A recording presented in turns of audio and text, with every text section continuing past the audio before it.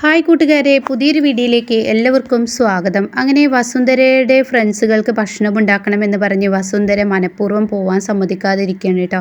മനഃപൂർവ്വമല്ല, അഭിനയമാണ് വസുന്ധരയുടെ. കാരണം ഇവർക്ക് മുന്നിൽ ഒരു സംശയം തോന്നാതിരിക്കാൻ. എന്നാൽ ഈ സമയം നിധി പറയുന്നു, എന്നെ ഹോസ്പിറ്റലിൽ നിന്ന് വിളിച്ചതാണ്, ബ്ലഡ് കൊടുക്കാൻ വേണ്ടിയിട്ടാണ് എന്ന് പറഞ്ഞ് നിധി അവിടെ നിന്ന് ഇറങ്ങണം കേട്ടോ. ഈ സമയം വസുന്ധര മൗനമായി നിൽക്കുകയാണ്. ഗൗതമിനാണെങ്കിലും വിളിച്ചിട്ട് കിട്ടുന്നുമില്ല. അതുകൊണ്ട് തന്നെ ഗൗതമിനോട് പറയാൻ നിധിക്ക് പറയാൻ കഴിയാതെ പോവാണ് കേട്ടോ.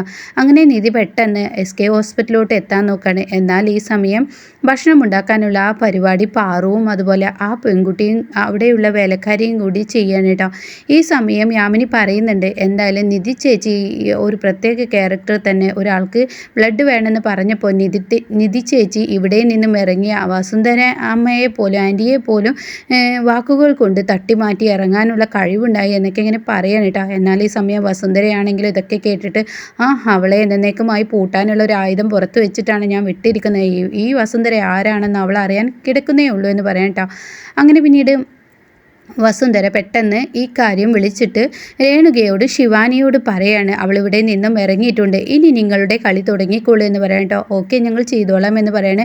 ഇതേ സമയം നിധിയുടെ വണ്ടി മിഥുൻ ബ്ലോക്ക് ചെയ്യാണ്. അങ്ങനെ ആരാണ് തൻ്റെ വണ്ടിയുടെ മുന്നിൽ ബൈക്ക് നിർത്തിയിരിക്കുന്നത് അറിയാൻ വേണ്ടിയിട്ട് നിധി കാറിൽ നിന്നും ദേഷ്യത്തോടു കൂടി ഇറങ്ങിയിട്ട്, എടാ നീ വണ്ടി നിർത്തിയിട്ട് മുഖം അങ്ങോട്ട് തിരിച്ച് നിൽക്കുന്നത് എന്തിനാ, നീ ആരടാ എന്ന് പറഞ്ഞ് മിഥുനോട് അങ്ങ് ദേഷ്യപ്പെടുമ്പോൾ അങ്ങോട്ടേക്ക് നിധിയുടെ മുന്നിലോട്ട് അങ്ങ് തിരിഞ്ഞു നോക്കുമ്പോൾ നിധി ആകെ ഞെട്ടിപ്പോവാണ് കേട്ടോ. മിഥുനെ കണ്ട നിധി ആകെ ഞെട്ടിപ്പോവാണ്. എന്നാൽ ഈ സമയം മിഥുൻ, എന്താ നീ പേടിച്ചോ എന്ന് പറയുമ്പോൾ നിധി ഇങ്ങനെ പേടിയോടുകൂടി നിൽക്കുകയാണ് കേട്ടോ. ഉടൻ തന്നെ, നീ എന്താടി വിചാരിച്ചത്, എന്നേക്കുമായി ഞാൻ നിന്നിൽ നിന്ന് അങ്ങ് ഒഴിഞ്ഞു പോകുമെന്ന് നീ കരുതിയോ? എന്നാൽ ഞാൻ ഒഴിഞ്ഞു പോവില്ല. അപ്പം നിധി ഇങ്ങനെ കരഞ്ഞും കൊണ്ട് അപേക്ഷിക്കുക. അപ്പോഴേക്കും രേണുകയും ശിവാനിയും ഇത് വീഡിയോ ക്ലിപ്പായി എടുക്കുന്നുണ്ട് കേട്ടോ.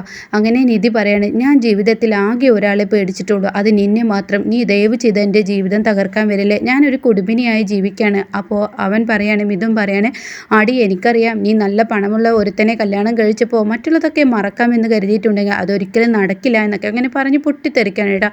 അപ്പോൾ നിധി പറയുന്നുണ്ട്, ദയവ് ചെയ്ത് നിങ്ങൾ എനിക്കൊരു സമാധാനം കൊണ്ടാ, നിങ്ങളെ എനിക്ക് ജീവിക്കാൻ സമ്മതിക്കോ, നിങ്ങളോട് ഞാൻ പലതവണ പറഞ്ഞിട്ടുണ്ട് എന്നിങ്ങനെ അവിടെയും ഇവിടെയും തൊടാതെ നമുക്ക് വ്യക്തമാവാത്ത രീതിയിൽ നിധിങ്ങനെ സംസാരിക്കാനായിട്ട്. അപ്പം എന്താണ് ഇവർക്കുള്ള ഇടയിലുള്ള കാരണം എന്ന് വ്യക്തമാക്കുന്നില്ല. ഈ സമയം മിഥുൻ പറയുന്നുണ്ട്, ഞാൻ പറയുന്നത് പോലെ ഇനി നീ ചെയ്യണം, ഞാൻ പറയുന്നതിനനുസരിച്ച് ഇനി നീ നീങ്ങണം. SK ഹോസ്പിറ്റൽ എന്ന് പറഞ്ഞ് നിന്നെ ഞാൻ വിളിപ്പിച്ചത് ഞാനാണ്. അവിടെ നിന്നും ആരും നിന്നെ ബ്ലഡ് ഡൊണേറ്റ് ചെയ്യാൻ വിളിച്ചിട്ടില്ല, എന്തായാലും ഞാനാണ് വിളിപ്പിച്ചതെന്ന് പറയുമ്പോൾ നിധി ഇങ്ങനെ ഞെട്ടി നിൽക്കണം കേട്ടോ. ഈ സമയം നിധി അവൻ്റെ മുന്നിൽ നന്നായി കരയുന്നുണ്ട്. നിധി കരയുന്നത് കാണുന്നതൊക്കെ ശിവാനിയും രേണുകയും കൂടി വീഡിയോ എടുക്കണം. അങ്ങനെ അവർ തമ്മിൽ പരസ്പരം പറയാം, എന്ത് രസമുള്ള കാഴ്ചയാണ്, ഈശ്വരൻ തന്നെയാണ് നമുക്കിത് എത്തിച്ചു തന്നത്. അപ്പോഴേക്കും ബാക്കിൽ വസുന്ധര എത്തിയിട്ടുണ്ട്. വസുന്ധരയെ ഈ കാഴ്ച കാണാൻ കേട്ടോ. ഈ മിഥുൻ എന്ന് പറയുന്ന വ്യക്തിയെ നന്നായി പേടിക്കുന്നുണ്ടല്ലോ. അപ്പോൾ അവർക്കിടയിൽ എന്തോ ഒരു രഹസ്യമുണ്ട്. അതുകൊണ്ടാണ് തൻ്റെടിയായ നിധി അവന് മുന്നിൽ മുട്ടുകുത്തിയിട്ടുണ്ടെങ്കിൽ അതിൻ്റേതായ ഒരു കാരണമുണ്ട് എന്ന് വസുന്ധരയും മനസ്സിലാക്കാൻ കേട്ടോ. അങ്ങനെ പിന്നീട് എന്തായാലും എൻ്റെ മകൻ്റെ ജീവിതത്തിൽ നിന്ന് അവളങ്ങ് ഒഴിഞ്ഞു പോയാൽ മതി, അത്രേ എനിക്ക് വേണ്ടുള്ളൂ, വേറൊന്നും വേണ്ട എന്നിങ്ങനെ വസുന്ധര ചിന്തിക്കുകയാണ്. ഈ സമയം നിധി പറയുന്നുണ്ട്, ഞാനൊരു ഭർത്താവിൻ്റെ വീട്ടിലാണ് ജീവിക്കുന്നത്, നീ വിളിക്കുന്നതിനനുസരിച്ച് എനിക്ക് വരാൻ പറ്റില്ല. അപ്പോൾ ഉടൻ തന്നെ മിഥുൻ പറയാണ്, ഞാൻ വിളിക്കുമ്പോൾ അപ്പം നീ വരണം, ഞാൻ ആവശ്യപ്പെടുന്നത് അപ്പം നീ തരണം, അല്ല എങ്കിൽ നിനക്ക് ശരിക്കും എൻ്റെ സ്വഭാവം മനസ്സിലാവും എന്ന് പറഞ്ഞിട്ടാണ് കേട്ടോ ഈ മിഥുൻ അങ്ങ് പോകുന്നത്. ഇതേ സമയം നിധിയാണെങ്കിൽ പൊട്ടിക്കരയിഷ്ട, വല്ലാത്തൊരു പെടലാണല്ലോ ഞാൻ പെട്ടതെന്ന് പറഞ്ഞ് വണ്ടി എടുത്ത് പോവാണ് കേട്ടോ. ഈ സമയമാണെങ്കിലോ രേണുകയും ശിവാനിയും മിഥുനും വസുന്ധരയും കൂടി ഒരുമിച്ച് കൂടാണ്. അങ്ങനെ മിഥുനെ കാണുമ്പോൾ ആദ്യത്തിലൊന്നും വസുന്ധരയ്ക്ക് അത്ര വലിയ ഇതൊന്നും തോന്നിയിരുന്നില്ല കേട്ടോ. പിന്നീട് മിഥുൻ്റെ ആ ക്യാരക്ടറും നിധിയുടെ കരച്ചിലൊക്കെ കാണുമ്പോൾ വസുന്ധരയ്ക്ക് ഇവൻ പുലി തന്നെയാണ് എന്ന് മനസ്സിലാവാണ്. അങ്ങനെ വസുന്ധര പറയാണ്, എന്തായാലും ഇനി നീ ഗൗതമിൻ്റെ ഇടയിലാണ് ഈ വിള്ളൽ ഉണ്ടാക്കേണ്ടത്. ഗൗതമിൻ്റെ ഇടയിൽ നിധി വേറൊരുത്തിനെ സ്നേഹിച്ച് ഗൗതമിനെ കബളിപ്പിക്കുകയാണ്, സ്വത്തിന് വേണ്ടി പണത്തിന് വേണ്ടി കയറി വന്നവളാണ് എന്നൊരു തോന്നൽ നിന്നെ കൊണ്ട് ഉണ്ടാക്കിയെടുക്കാൻ കഴിയുമോ? അപ്പോൾ ഉടൻ തന്നെ എന്നെക്കൊണ്ട് കഴിയും. നീ വിചാരിക്കുന്നത് പോലെയല്ല എൻ്റെ ഗൗതം എന്ന് പറയുന്നത് അവൻ പുലിയാണ്. അതുകൊണ്ട് അവന് അങ്ങനെ പെട്ടെന്നൊന്നും ഇങ്ങനെയൊന്നും പറഞ്ഞാൽ അവൻ വിശ്വസിക്കില്ല. അതിന് മാത്രം ആയുധം തൻ്റെ കയ്യിലുണ്ടോ എന്ന് പറയുമ്പോൾ ഇതിന് വസുന്ധരയെ കളിയാക്കിയും കൊണ്ട് ഒരു പുച്ഛത്തോടു കൂടിയുള്ള ഒരു ചിരി ചിരിച്ചിട്ട്, ഞാനൊരു കാര്യം ഏറ്റിട്ടുണ്ടെങ്കിൽ അത് ചെയ്യാമെന്ന് പറഞ്ഞിട്ടുണ്ടെങ്കിൽ തീർച്ചയായും അത് ചെയ്യുമെന്ന് പറയാനേട്ടാ. അങ്ങനെ പിന്നീട് രേണുകയും ശിവാനി എടുത്ത വീഡിയോയും ഇങ്ങനെ കയ്യിൽ മിഥുന് ഏൽപ്പിക്കുകയാണ് കേട്ടോ. പിന്നീടാണെങ്കിലോ ഗൗതം ഓഫീസിലാണ്. ഗൗതമിൻ്റെ ഓഫീസിൽ മിഥുൻ ചെല്ലാണ്. അങ്ങനെ ഗൗതമിനെ ഒന്ന് കാണണം. ഗൗതമിനെ കാണണമെന്നോ? അപ്പോൾ സ്റ്റാഫുകൾ ചോദിക്കും ഗൗതം സാർ എന്ന് പറയൂ എന്ന് പറയണേ. ആ സാറാണെങ്കിൽ സാറ് അവരെ ഒന്ന് കാണണം. അപ്പോൾ ഉടൻ തന്നെ അപ്പോയിൻമെൻറ്റ് എടുത്തിട്ടുണ്ടോ? ഇല്ല, അപ്പോയിൻമെൻ്റ് ഒന്നും എടുത്തിട്ടില്ല. എന്നാൽ നാളെ വരൂ, നാളേക്ക് അപ്പോയിൻമെൻറ്റ് എടുക്കാം. എനിക്ക് പറ്റില്ല, എനിക്കിപ്പോൾ തന്നെ കാണണം എന്ന് മിഥുൻ ആവശ്യപ്പെടുകയാണ് കേട്ടോ. അപ്പോൾ ഈ സമയം ഗൗതം ഇങ്ങനെ തൻ്റെ ഓഫീസിൽ സ്റ്റാഫുമായി ഒരു കമ്പനിയുടെ മീറ്റിങ്ങിൻ്റെ കാര്യമൊക്കെ ഇങ്ങനെ പറയണം കേട്ടോ.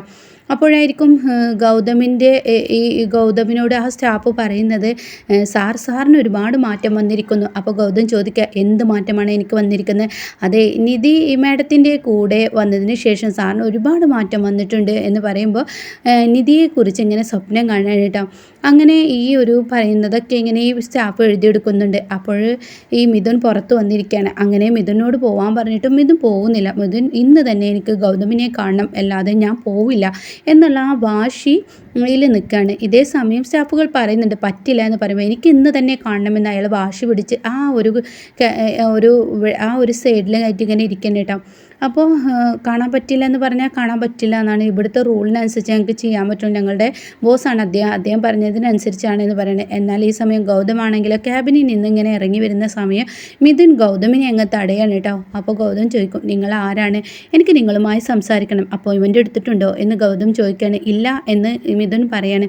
അപ്പോൾ എന്നാൽ നാളെ വരൂ, നാളേക്ക് വന്നോളൂ എന്ന് പറയുമ്പോൾ ഗൗതമിനോട് പറയും അതെ, എനിക്ക് നാളേക്കൊന്നും വരാൻ പറ്റില്ല, ഇപ്പോൾ ഈ നിമിഷം എനിക്ക് നിങ്ങളോട് സംസാരിക്കണം. അത് നടക്കത്തില്ല എന്ന് തന്നോട് ഞാൻ പറഞ്ഞില്ലേ.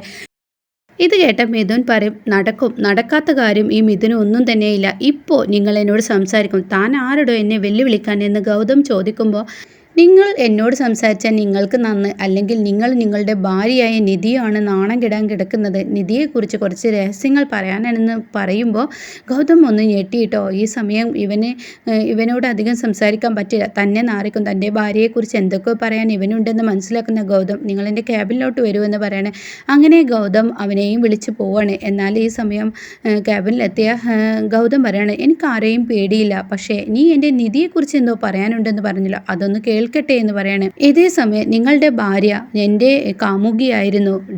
എൻ്റെ ഭാര്യയെക്കുറിച്ച് അസഭ്യ വാക്കുകൾ പറഞ്ഞു കഴിഞ്ഞാൽ കയ്യിൻ്റെ ചൂട് നീ അറിയുമെന്ന് പറയുമ്പോൾ എന്നാൽ നിങ്ങൾ കേട്ടോളൂ, വിവാഹം കഴിച്ചിട്ടും നിങ്ങളെ അവൾ കബളിപ്പിച്ചും കൊണ്ടിരിക്കുകയാണ്. വായിൽ തോന്നിയത് നിധിയെക്കുറിച്ച് പറഞ്ഞാൽ ഞാൻ വിശ്വസിക്കില്ല. നിധി എന്താ, നിധിയുടെ ക്യാരക്ടർ എന്താണെന്ന് എനിക്ക് നന്നായി അറിയാം.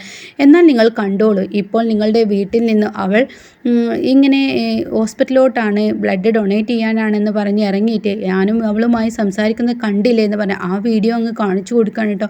ഇത് കാണുന്ന ഗൗതം ആകെ ഞെട്ടാണ്. എന്നോടൊരു വാക്ക് പറയാതെ അവൾ പോയിരിക്കുന്നു. പിന്നീട് വേറൊരു വീഡിയോയും കാണിച്ചു കൊടുക്കും. അതായത് ആദ്യം റൂമിൽ നിന്നും ഈ മിഥുൻ ഇറങ്ങുന്നുണ്ട്. അവിടുന്ന് കുറച്ച് നിമിഷങ്ങൾ കഴിഞ്ഞതിന് ശേഷം നിധി ഇങ്ങനെ ഇറങ്ങുകയാണ്. നിധിയുടെ ഡ്രസ്സൊക്കെ ഇങ്ങനെ ഷോളൊക്കെ ഇങ്ങനെ മേലോട്ട് ഇങ്ങനെ കയറ്റിയിടുന്നുണ്ട്, ഡ്രസ്സൊക്കെ ഇങ്ങനെ ശരിയാക്കുന്നുണ്ട്, മുടിയൊക്കെ ഇങ്ങനെ ശരിയാക്കുന്ന അങ്ങനെ ഒരു വീഡിയോ ആയിരിക്കട്ടെ അത്.